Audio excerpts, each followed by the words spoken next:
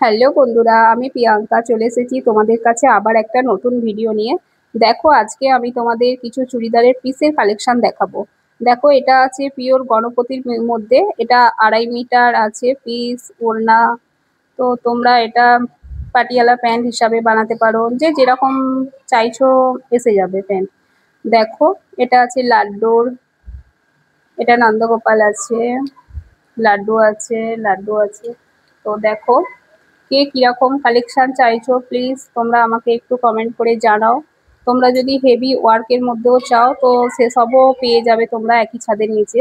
তো প্লিজ সবাই পাশে থেকো, সাবস্ক্রাইব করো, ফলো করো, তাহলে তোমাদের কালেকশন দেখাতে আমার খুব সুবিধা হয়। কে কিরকম চাইছো একটু প্লিজ জানাও।